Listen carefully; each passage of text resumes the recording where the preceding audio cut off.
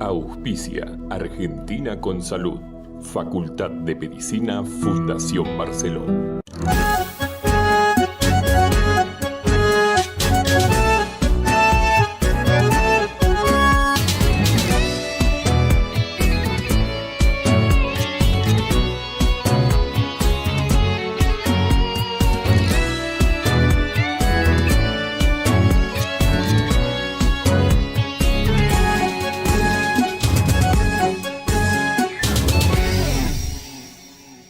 Bienvenidos a Argentina con Salud. Acá estamos, te lo dijimos, como todos los domingos esperándote para contarte todas las novedades, todo aquello que tiene que ver con esto tan importante para todos los seres humanos, que es la salud.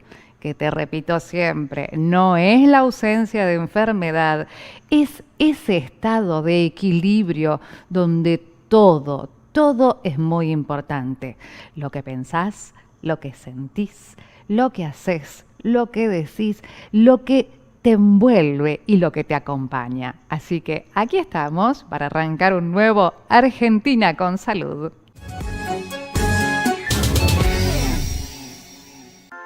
Recibimos en Argentina con Salud a la doctora Marisa Cés, médica ginecóloga y clínica egresada de la Universidad de Buenos Aires. También se desempeñó como docente en la UBA, auditora médica universitaria. Además trabajó como médica del Hospital Zubizarreta y fue coordinadora médica de los consultorios externos del Sanatorio San Miguel. Hoy se desempeña como gerente médica de Visitar y atiende de manera particular en consultorio. Para más información, www.marisaces.com. Y así empezamos, claro. Estamos acá en el mes de mayo y en el mes de mayo se celebran muchos días especiales con respecto a la salud. Y por ejemplo, este 28 de mayo se está celebrando el Día Internacional de Acción por la Salud de la Mujer. Es un día que tiene como objetivo reafirmar el derecho a la salud integral de todas las mujeres y niñas y promover acciones para mejorar su acceso a servicios de salud y atención médica. Dentro de todo lo que tiene que ver con la salud de la mujer, hay una que es muy específica y es justamente la parte ginecológica. Pero para eso la tenemos a ella, a la doctora María Cés. ¿Qué tal, doctora? ¿Cómo está? Bien, bien. Es Marisa. Marisa, perdón entonces, Marisa. Marisa, sí, estoy acostumbrada igual, siempre me confunden. Bueno, bárbaro. Marisa, vamos a hablar de la importancia del control ginecológico. Bien. Decime, el control ginecológico, ¿qué querés saber? ¿Cuándo empieza? Exacto, ¿cuándo arrancamos? Bueno, ¿Cuándo sería el primer control ginecológico que tiene que tener una mujer en su vida? Bueno, mira, ya hace unos años que tratamos que el primer control ginecológico sea entre los 3 y los 15 años, ¿sí? Bien. Una vez que ya tienen su primera menstruación. Actualmente, en estos últimos años, lo estamos logrando, cada vez son más las pediatras o los pediatras que nos derivan las nenas, cuando ya empiezan a ver que pueden empezar a tener relaciones sexuales, Sí. o que ya empiezan con algún noviecito. O les refieren a ellas algunas molestias. Eso es lo ideal, que empiece la adolescente a tener una referente de confianza, porque no siempre tienen un buen vínculo con la mamá o con algún familiar.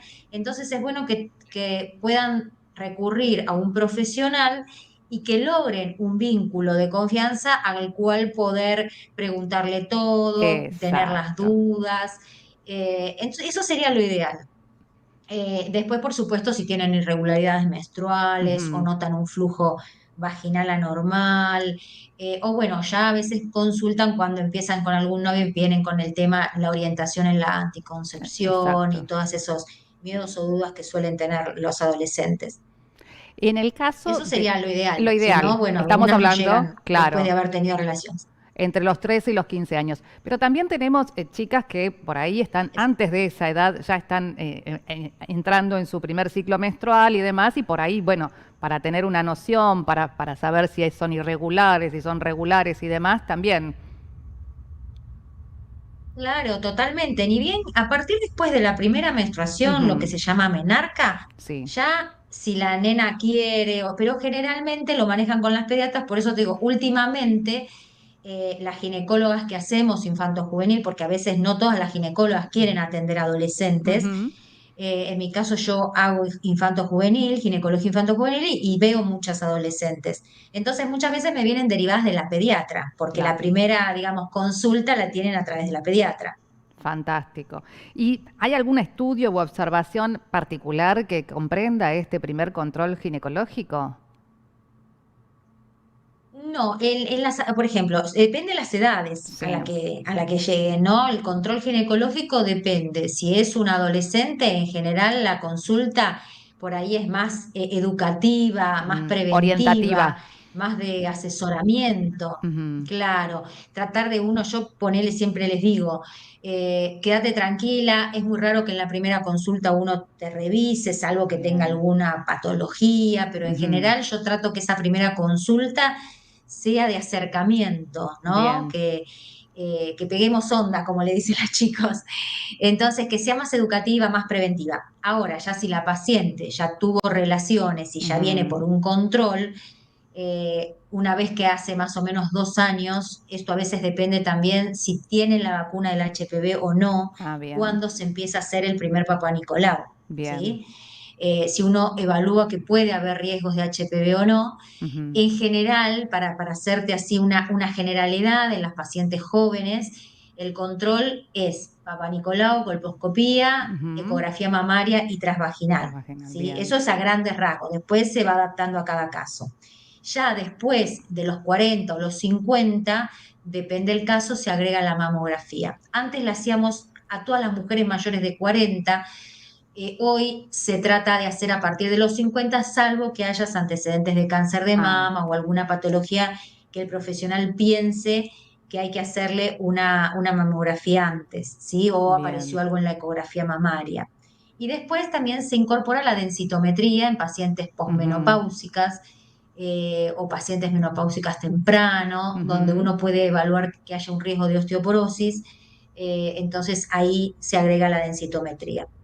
Perfecto. Y en el caso de que haya así antecedentes justamente genéticos o hereditarios de alguna patología en especial que sea ginecológica, ¿solamente es con el tema de la mamografía o también en el caso de que haya algún antecedente de algún cáncer de útero, de ovario y demás, se hace una prevención anterior?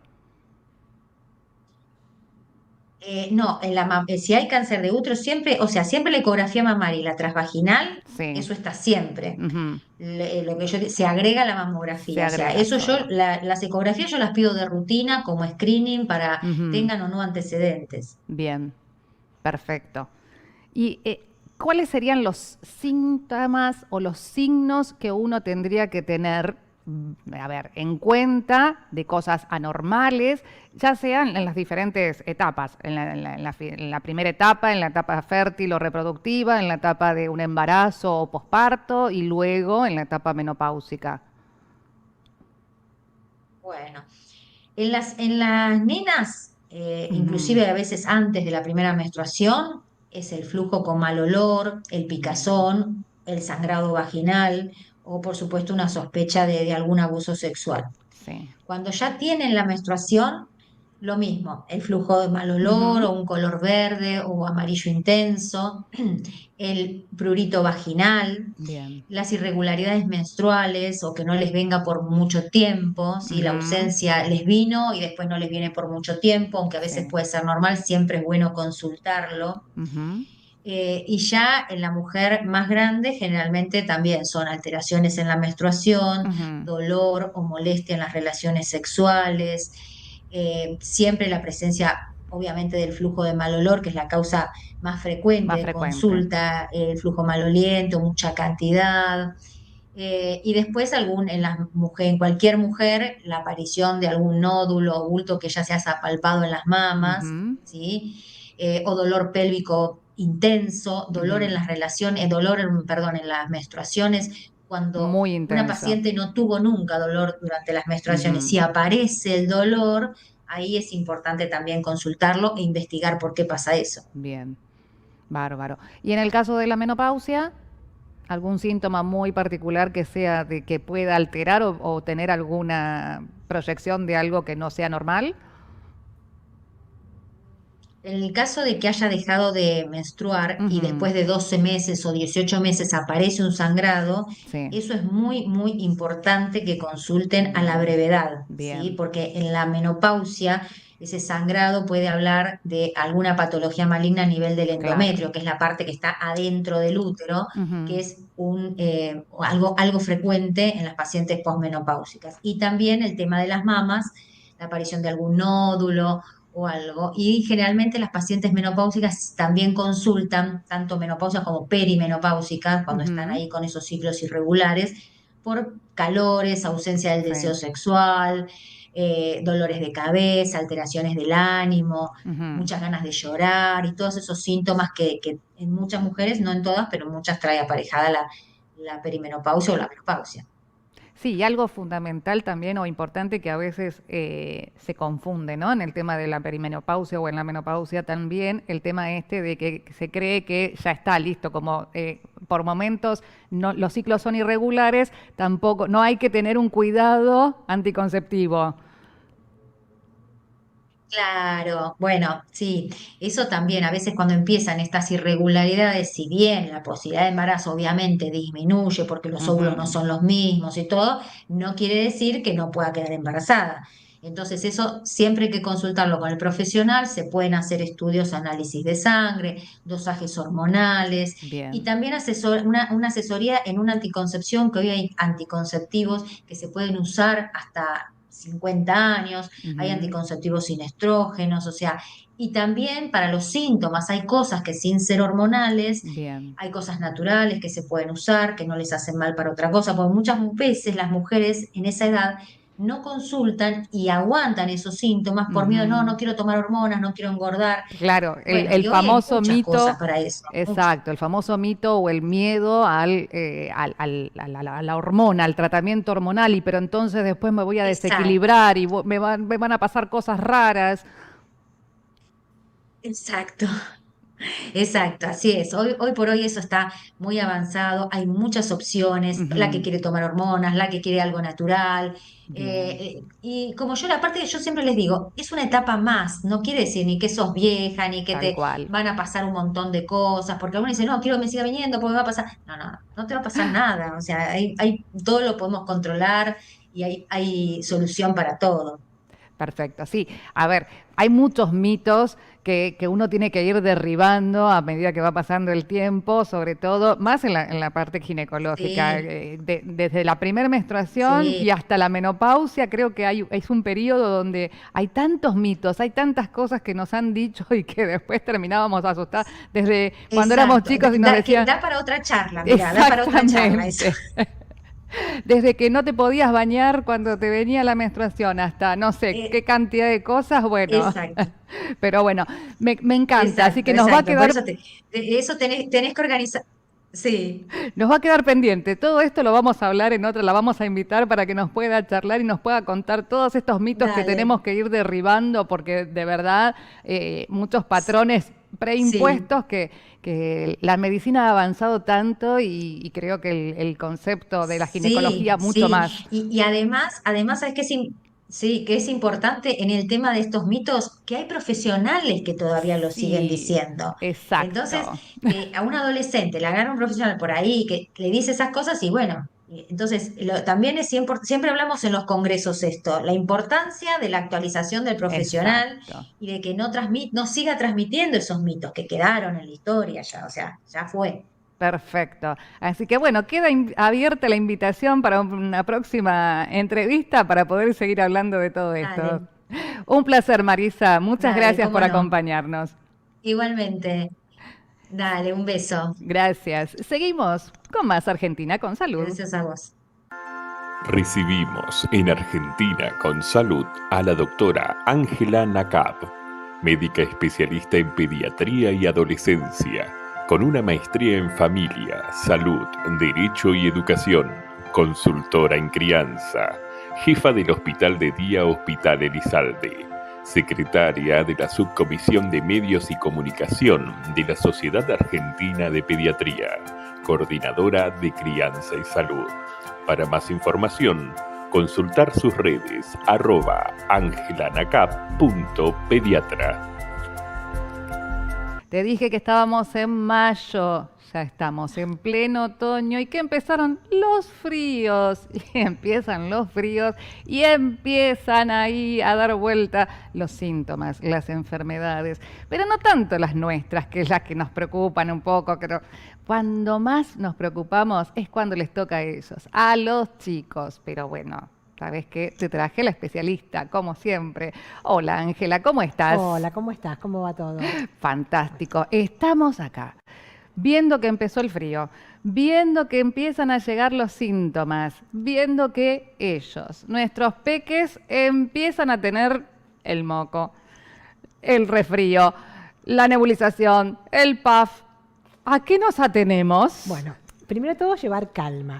Esta época hace que los chicos se contagien, sobre todo los más chiquititos.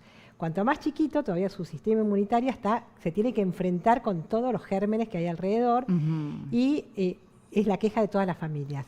Sale de una, empieza con otra. Y tal cual, en este momento las guardias están llenas, los consultorios están llenos porque los chicos tienen la mayoría de enfermedades respiratorias banales de la infancia.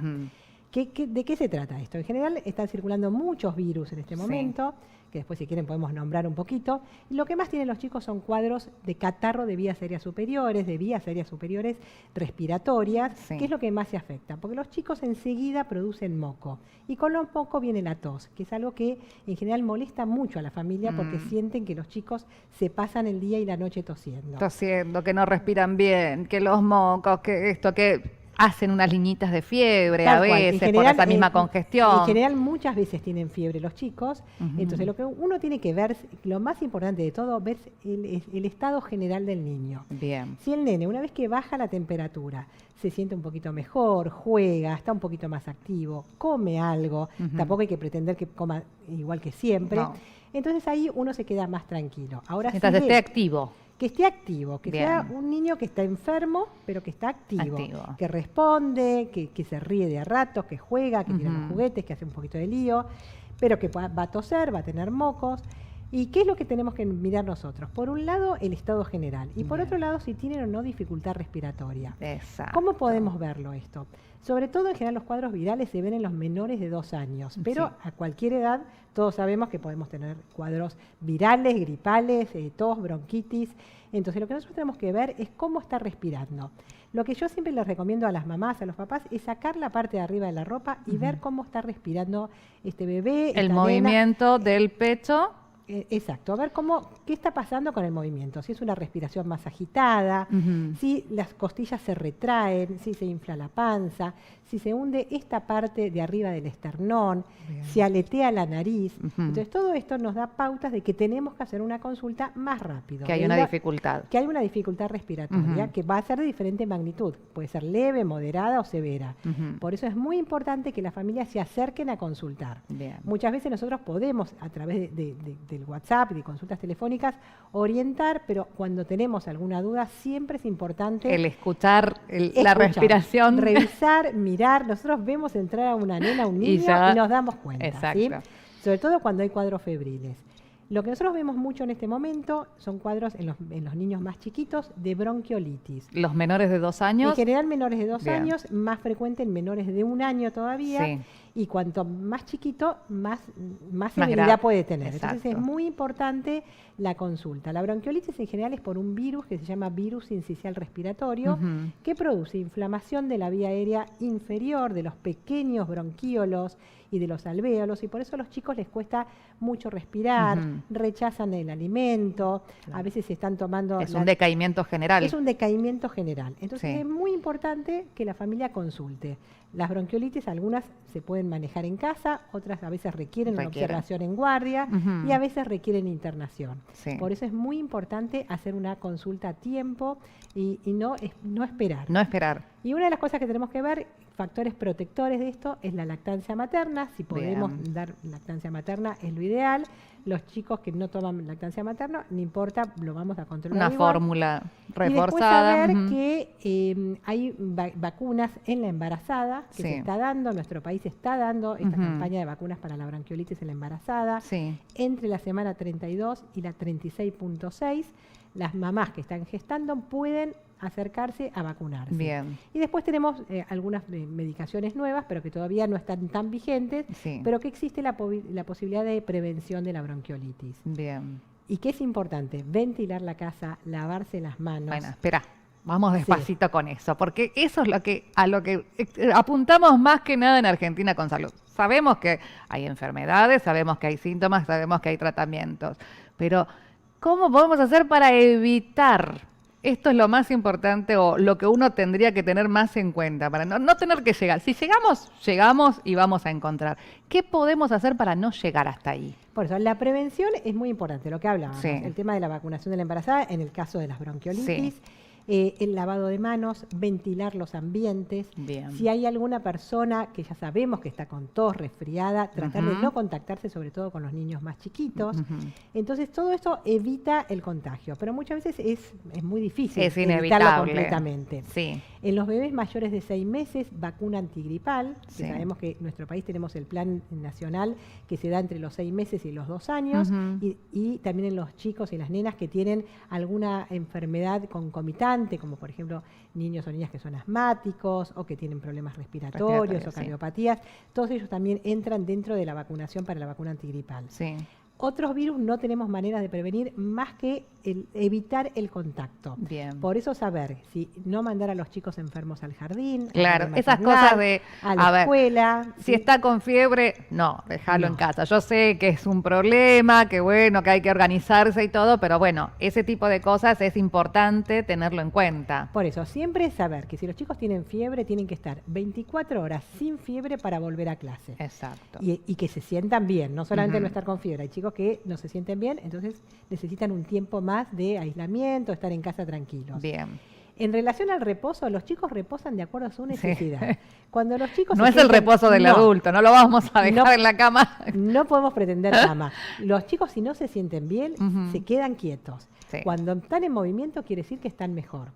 Y esto también me da pie para hablar de la neumonía. También es época de neumonía, que ya es una infección un poquito más importante en los pulmones. En general, la mayoría de las infecciones pulmonares, que lo que nosotros llamamos la consolidación por neumonía, pueden ser por diferentes gérmenes. La mayoría son virales, pero también tenemos bacterianos. Y en ese caso es muy importante ver si es necesario alguna medicación antibiótica. Para el resto de las patologías, los resfríos, no usamos antibióticos. Paramos. Stop. Ahí está. No usamos antibióticos. ¿Por qué la doctora lo llevo al pediatra, tiene fiebre y no me da un antibiótico? Y sigo recorriendo pediatras hasta que me da el antibiótico. ¿Por qué no les dan el antibiótico? Porque el antibiótico se da cuando nosotros corroboramos, pensamos que es una enfermedad bacteriana que va a responder al antibiótico. La mayoría de las infecciones son virales. Los virus no responden a los antibióticos. O sea, las toses no se tratan con antibióticos, los resfríos no se tratan con antibióticos, las gripes, los cuadros virales no se tratan con antibióticos.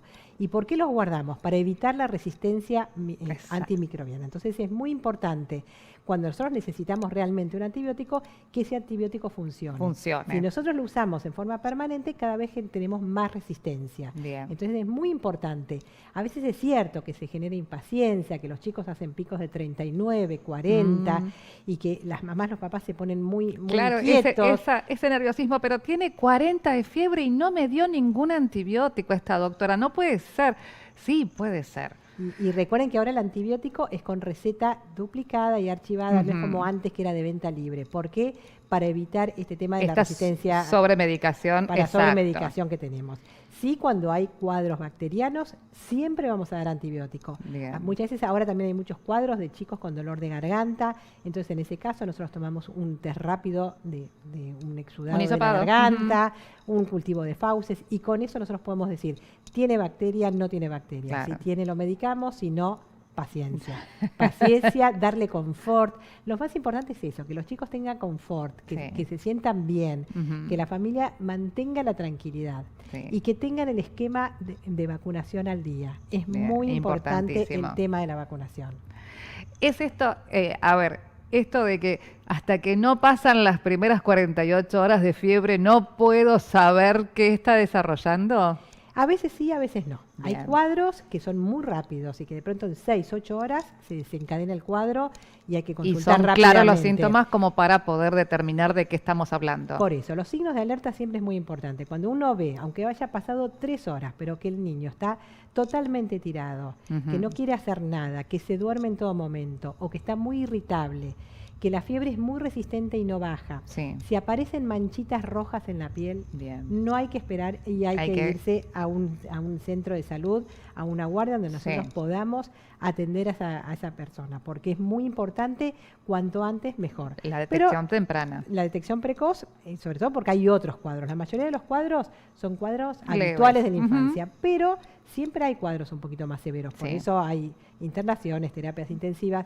Y eso lo tiene que ver, siempre la intuición de la familia es muy importante. Es muy importante. Cuando la madre dice, no lo veo bien, eso nosotros Hay que le damos llevarlo. mucho valor. La palabra de la mamá, del papá, para nosotros es muy importante. Exacto. ¿Sí? A veces se asustan de más, pero no importa. Siempre es mejor consultar a Ujú. quedarse en casa.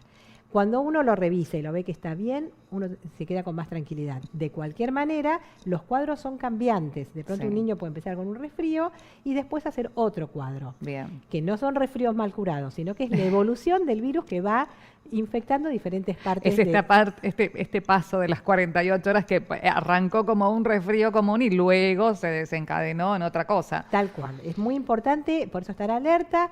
Y nosotros siempre les decimos, yo lo estoy viendo ahora. Hay que ver qué pasa como está mañana, Exacto. si cambió el cuadro, si aumentó la dificultad respiratoria, si aparece brote en la piel. Ujú. También ahora estamos viendo otro tipo de cuadros, como por ejemplo la enfermedad mano-pie-boca, que estamos viendo un montón, que es un cuadro donde aparecen pequeñas ampollitas, vesículas alrededor de la boca, en las palmas de las manos, en la planta de los Sí. pies. A veces se extiende, que es por un Coxsackie virus. Es una enfermedad viral Sí. muy común. Ya las mamás y los papás la conocen porque se empieza a pasar la información. Empezó hace un tiempo, digamos, prudencial. A ver, uno que tiene por ahí hijos más grandes es cuando te dicen la enfermedad manos, pie, boca, y vos decís, esto no estaba en mi época, pero sí existe, apareció, y bueno, hay que Existe. ir viendo de Hoy qué se justamente trata. una mamá me manda una foto y le digo, está empezando una mano, pie, boca. ¿Sí? En general es una enfermedad que se autolimita sola. Algunos chicos están incómodos porque esas ampollitas pueden estar Claro. dentro de la boca y pueden molestar, pero después se va mejorando. Son cuadros más leves en la Ujú. infancia. También hay otros cuadros donde los chicos, sobre todo los bebés, el primer año de vida, que tienen 2, 3 días de fiebre, que no le encontramos nada, no tienen moco, no tienen manchas en la piel, no tienen dolor de oídos, no tienen Digamos dolor de que es garganta. una adaptación del cuerpo al nuevo medio en donde se está Tal cual, tal cual. desarrollando. Y también después hay chicos que se brotan todos. Entonces ahí Sí. tenemos el exantema súbito.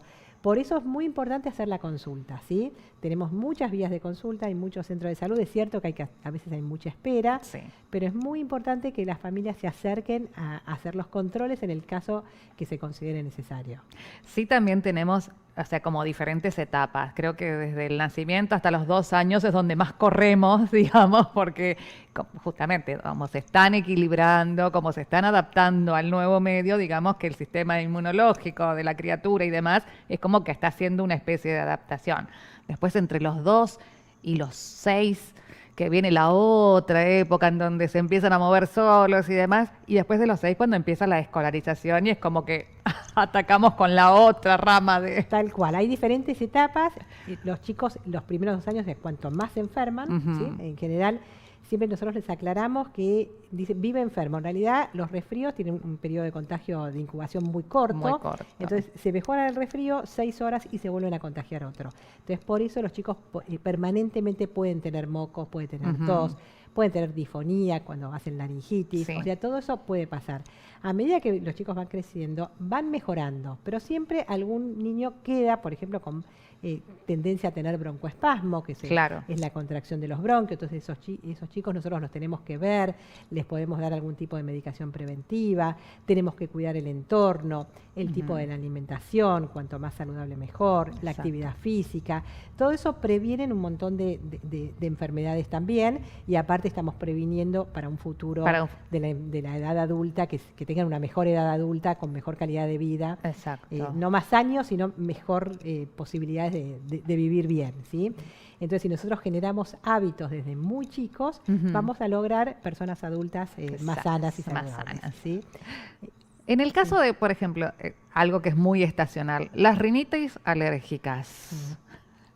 Que Todo un tema. es todo un tema, porque, a ver, con experiencia personal de empezar a los 2 años y luego en el ciclo de la adolescencia se han retirado y han pasado o pueden continuar. Sí. Estamos en una época, en otoño y en primavera, es época de alergias. Hay Claro. muchos alergenos en el ambiente que generan, una de las cosas es la rinitis alérgica, que en general lo que nosotros tenemos que saber es que aparecen brotes. Por eso nosotros vemos que a veces los primeros años de vida los chicos tienen rinitis, después mejoran, después pueden volver de acuerdo Sí. al entorno, a la cantidad, si hay alfombras en la casa, si hay peluches. O sea, eso puede pasar. Nosotros lo que consideramos es si hay un terreno atópico, un terreno alérgico, que en general vemos que hay herencia. Sí. Nosotros preguntamos y la Alguien mamá, en a la veces tuvo familia. rinitis o tuvo temas en la piel, Claro. o tuvo asma. Entonces, en general, a medida que las personas vamos creciendo, va disminuyendo, pero no siempre. No. Y los que somos alérgicos lo vamos padeciendo con el tiempo. Tenemos muchos recursos, cada vez hay más, se estudia mucho más Sí. desde el punto de vista de los alergenos ambientales, de los alergenos alimenticios, o sea, tenemos un montón de recursos para ayudar, pero tenemos que saber que a veces es resistente, que a veces no es tan fácil, podemos tratarlos, pero vuelve. Por eso hay que explicar a las familias que esto va a tener épocas, que va a estar mejor y épocas que va a tener alguna recaída. Que incluso muchas veces la parte emocional también hace su juego en esto. Somos un todo, ¿sí? Somos un todo. Sí, las emociones influyen en todo, incluso en las enfermedades infecciosas. Cuando uno inmunológicamente está con una cuestión emocional, Sí. bajan un poquito las defensas y uno se puede contagiar. O sea, No es como decían las abuelas, te tomó el tiempo y se enferma solo No. para que le des bolilla. No. Es cierto que la mamá y el papá se ocupan mucho más cuando los chicos están enfermos, pero la idea es que uno no malcría a los chicos, sino que Sí. cuanto más afecto, más vínculo, Más contención. más vínculo amoroso y de apego, ayuda al crecimiento saludable de un niño en la crianza. Cada vez hablamos más de lo que tiene que ver con la crianza respetuosa, Exacto. que es acompañar a los chicos en su desarrollo de manera de lo más afectivamente posible, pensando qué es lo que necesitan. Por supuesto que para las mamás y los papás muchas veces hay momentos de descontrol, Sí. es difícil, criar es muy intenso, Es una tarea ardua. una tarea muy ardua, que siempre es bueno sentirse acompañado, que Sí. haya una red de contención Ujú. que tenga que ver con las abuelas, con los abuelos, con los tíos, con las amigas. Es decir, tratamos de que las familias no críen solos y que pidan ayuda. Exacto. Y sobre todo cuando hay algún tema que esté interrumpiendo a veces el tema de la crianza. Bien. Cuando hay algún tipo de enfermedad, cuando hay infecciones o cuando hay algún tipo de discapacidad, es muy importante en la Bien. crianza ser respetuosos, afectivos, que circule el amor dentro de la familia. Y si a veces hay dificultades familiares, bueno, tratar de llevarlo adelante con la contención de la red externa. Tal cual. Porque somos, como decías, un todo, justamente. Y los chicos es como que están siempre más receptivos o más alerta de todo lo que están pasando. Como dicen, los chicos son esponjitas, absorben todo lo que está alrededor. Y es tan importante no solamente el acompañamiento profesional en la parte física, sí, a ver, lo escuchó, tiene silbido, no tiene silbido, bueno, lo escuchá, tiene silbido. Bueno, a ver, mamá, ¿qué estuvo pasando en casa? Tal cual. Y también lo que es muy importante, que nosotros como pediatras hablemos con los chicos, no solo con la Bien, mamá y no el papá. solo con la mamá. En general, yo hace un rato vengo del consultorio y vi algunos chicos, le digo, ¿vos cómo te sentís? ¿Qué es lo que te pasa? ¿Te duele algo? hay algo que te preocupa, porque la verdad que los chicos pueden conversar tranquilamente. A veces nosotros tenemos como referente solamente a las personas adultas y es muy importante que los chicos digan lo que sienten. Bien. Posiblemente en menores de 2 años cueste más porque todavía no tienen el lenguaje totalmente adquirido, pero en general con los gestos los chicos nos están mostrando lo que sienten y darle valor a esos sentimientos, a las sensaciones, a si aparece dolor, si necesitan estar más pegados, porque en general la mamá me dice, es como, me está pegadísimo, es una garrapata, y sí, cuando uno no se siente bien necesita ser recibido en el abrazo de otro. Entonces es muy importante que nosotros tengamos en cuenta la opinión, la mirada de los chicos, y si son adolescentes, muchísimo por supuesto más. que tenemos que tenerlo muy en cuenta lo que sienten, ¿sí?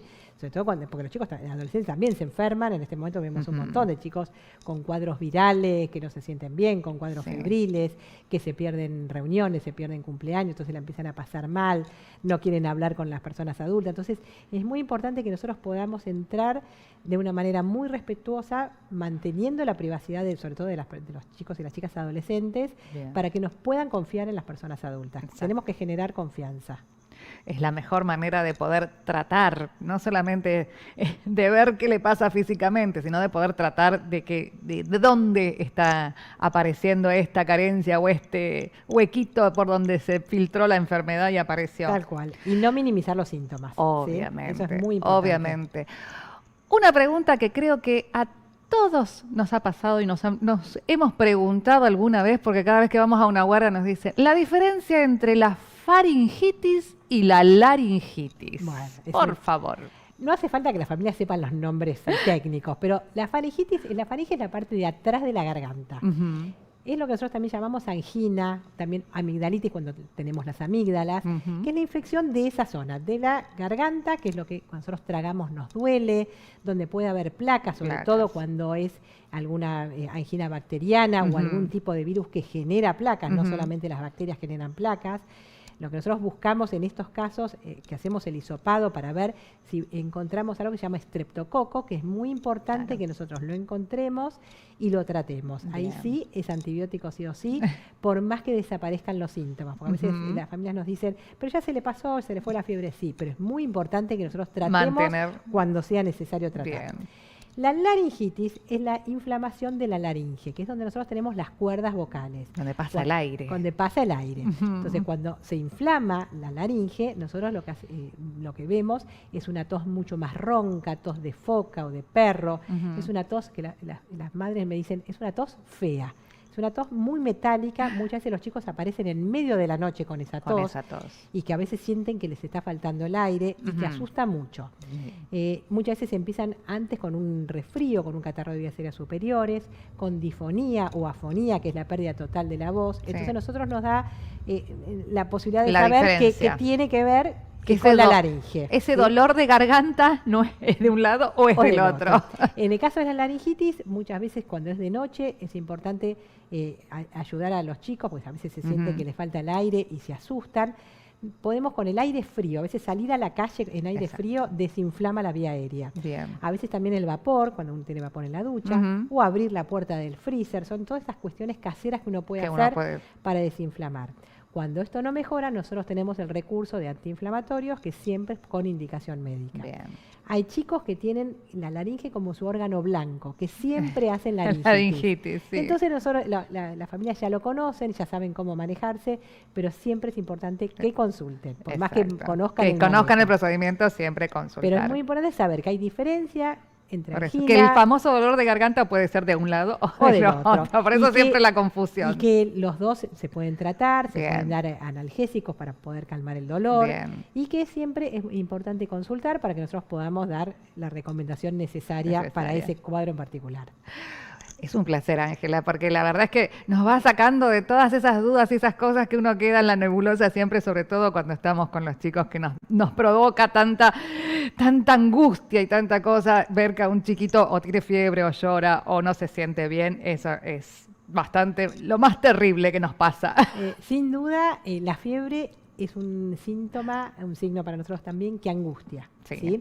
Pero tenemos que tener en claro que es un mecanismo de defensa. El organismo está subiendo la temperatura para poder combatir a los gérmenes. Repararse ¿sí? de alguna manera. Y muchas veces la fiebre es de cuadros banales y otras veces muestra algo más importante. Por eso es importante que las familias aprendan cuáles son los signos de alerta. Bien. Ahora tenemos muchos medios de comunicación, cada vez hay Sí. más información. No atosigarse tampoco con tanta información. Sí.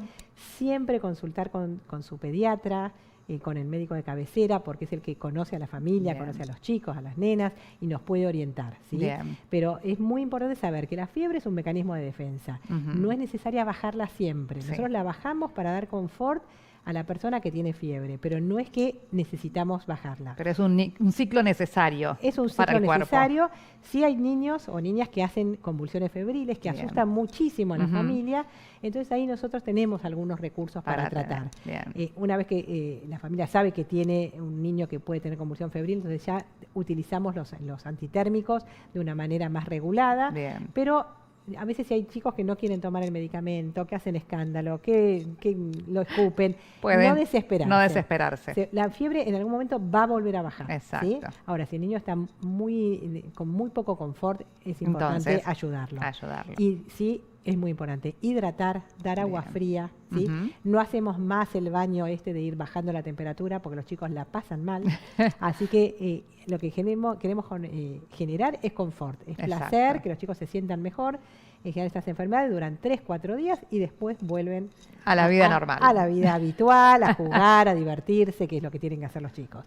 Un verdadero placer, Ángela, pero no te voy a dejar ir sin que me digas, que me conteste la pregunta fundamental de Argentina con Salud. ¿Qué es la salud para vos?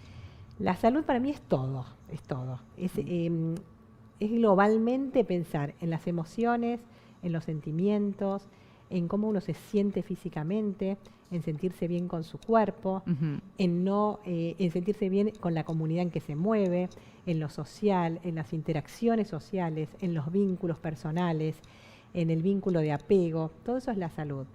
Cualquier cosa que falla, tenemos un desequilibrio. Exacto. Entonces es muy importante. Por un lado, uno dice, está enfermo físicamente.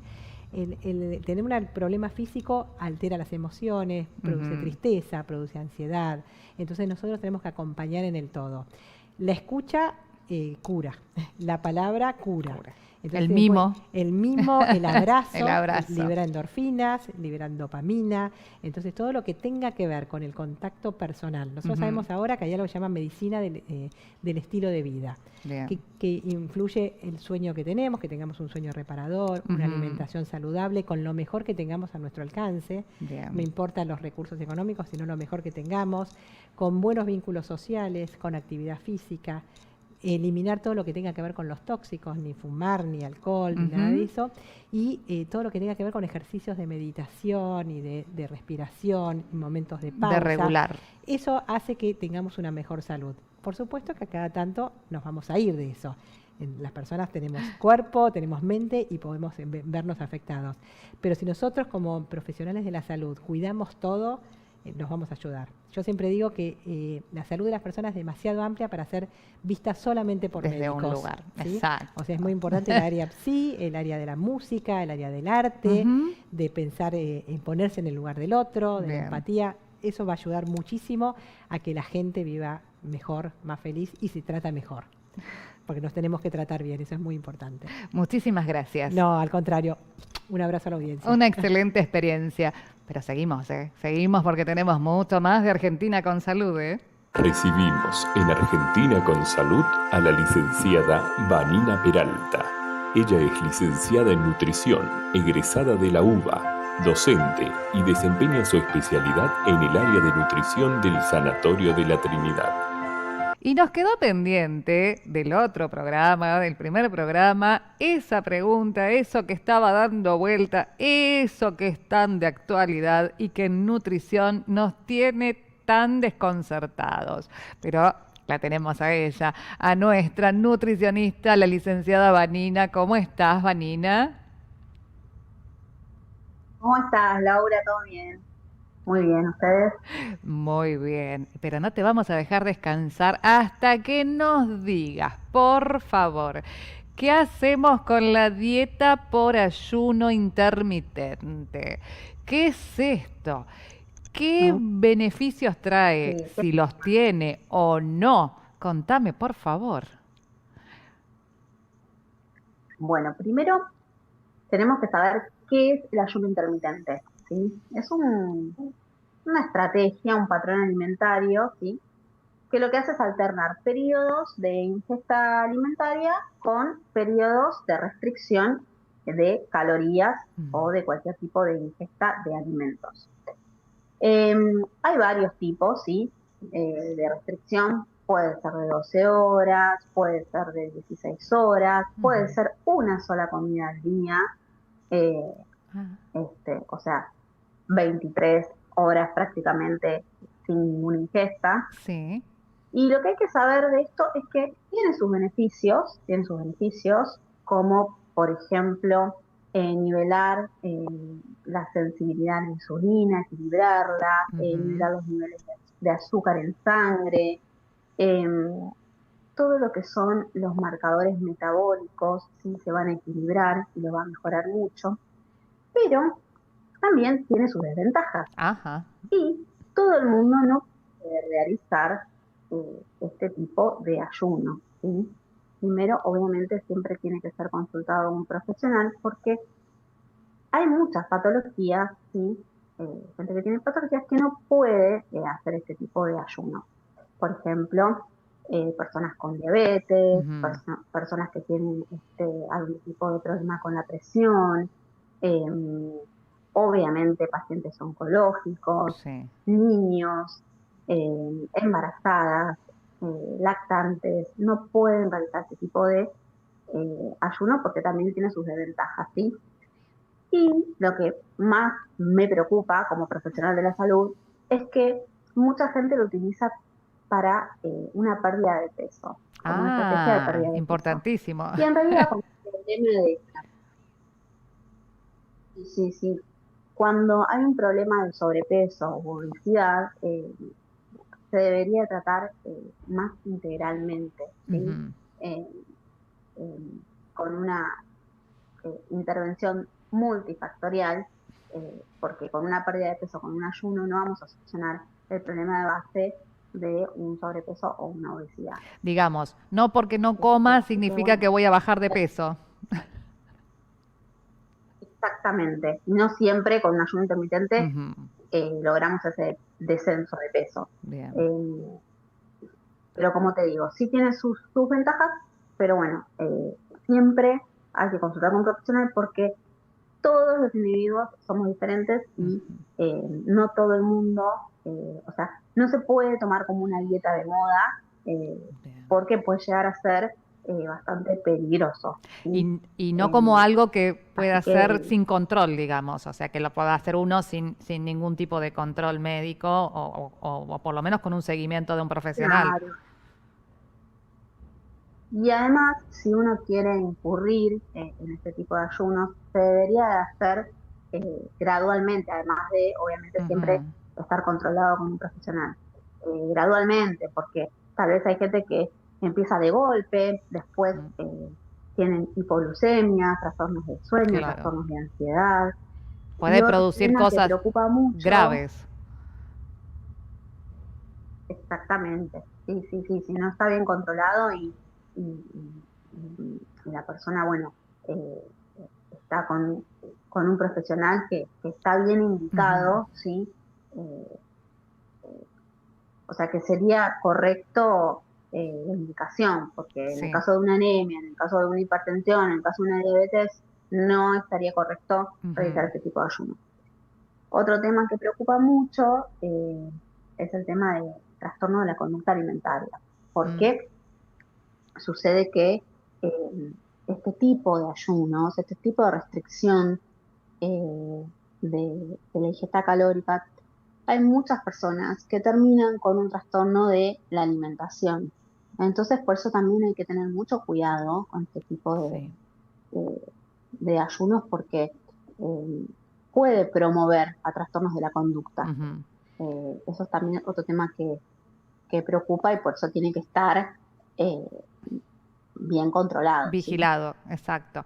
Porque además, a ver, otra de las cosas que sería para decirlo más básicamente. Es como si yo también me voy a poner a hacer un ayuno. Estoy 16 horas sin comer, pero después en el resto de las 8 horas Sí, como mal, o lo que sería llamado comer mal. O sea, ingiero grasas, ingiero distintas cosas, o sea, cosas que no son saludables, no, o tengo una alimentación muy limitada, no consumo frutas, verduras o cereales, y entonces tampoco tiene mucho sentido este ayuno que estoy haciendo de 16 horas, ¿o no?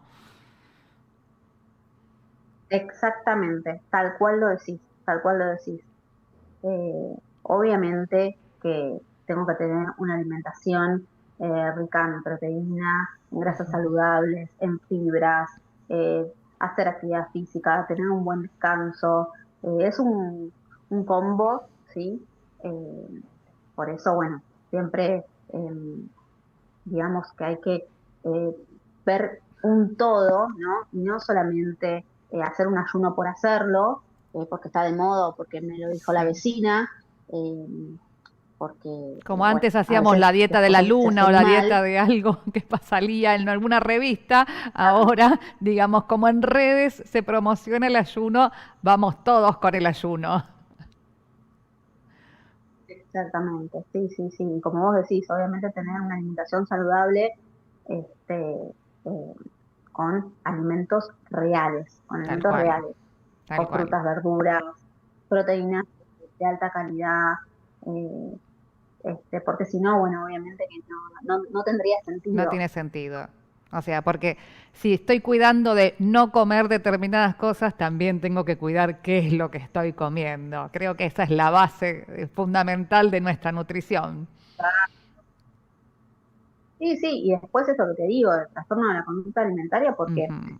a veces pasa que estoy varias horas con una restricción y cuando vuelvo, como vos decís, a la ingesta, por ahí tengo atracones, Claro, o como mal, o como, no sé, productos de pastelería, o sea, todos claro. alimentos o Procesados, tal ultraprocesados. cual.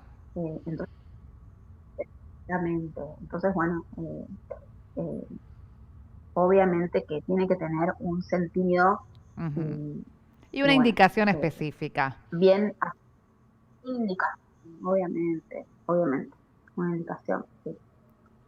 Marina, un placer como siempre charlar con vos y que nos vayas de a poquito desandando este camino de la nutrición que es tan, tan, tan importante. Bueno, muchísimas gracias, Laura. Estamos en contacto. Muchas gracias y seguimos, porque seguimos con mucho más Argentina con salud.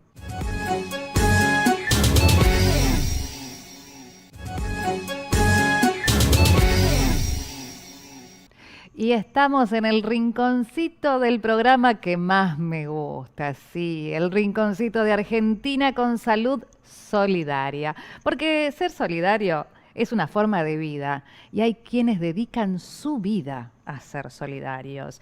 Y no son superhéroes, son gente común, como vos, como yo, que simplemente buscan la manera de ayudar al otro siempre. Te lo muestro con estas imágenes, porque hoy te quiero contar de ellos, de la gente del servicio de hemoterapia del Hospital Santoyani de la ciudad de Buenos Aires. Además de hacer la labor sanitaria para la cual se han formado, ellos se dedican a transmitir la importancia de la donación de sangre, porque la donación, de manera voluntaria, es imprescindible para garantizar la disponibilidad de sangre segura en el momento y el lugar en que se precise. Ellos pretenden que la sangre espere al paciente y no el paciente a la sangre.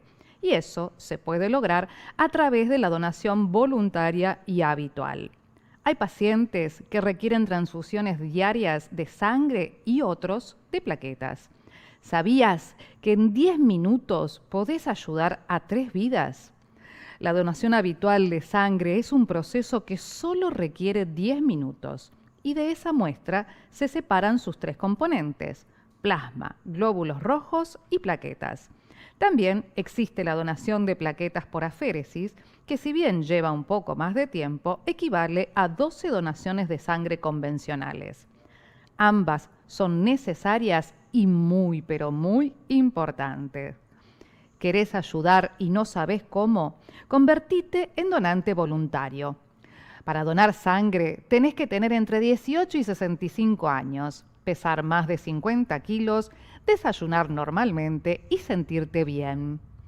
Para ser donante de plaquetas debes cumplir con los mismos criterios que para donar sangre y además tener buenos accesos venosos y no tomar analgésicos 3 días antes de la donación.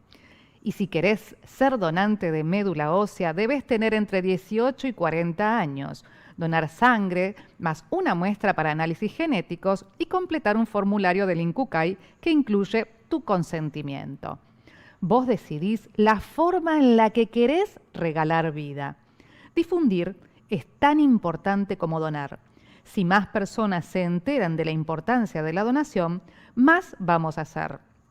No importa para quién, importa para qué. Nunca subestimes tu habilidad de salvar vidas. Tu donación puede mejorar vidas. Tu ayuda puede marcar la diferencia. Tu difusión contagia solidaridad. Forma parte del grupo de donantes voluntarios del Hospital Santoyani. Hace de la donación un hábito en tu vida. ¿Viste? Otro programa pasó así de rápido, porque es tanto lo que tenemos para compartir y es tanto lo que nos urge saber y querer contarte, que así de rápido, como las cosas buenas, pasa así este programa. Pero yo te voy a pedir, por favor, que no te olvides de seguirnos en todas las redes. Acordate, @ArgentinaConSalud. Ahí nos vas a encontrar y vas a ver pedacitos de cada programa, todas las notas de interés, todo lo vas a encontrar ahí, como por supuesto también en el www.argentinaconsalud.com. Allí está incluso la guía de profesionales que nos acompañan y que tenemos para recomendarte. ¿Qué más te puedo decir? Que claro, que te vuelvas a conectar con nosotros el próximo domingo a las 20 horas, aquí por supuesto. ¿En dónde va a ser sino en Canal 22 Web? Y te recuerdo, por favor, no te olvides, cuidarte, prestarte atención a lo que te pasa y a lo que pasa en tu entorno. Ese es el primer paso para la salud. Gracias. Auspicia Argentina con Salud. Facultad de Medicina, Fundación Barcelona.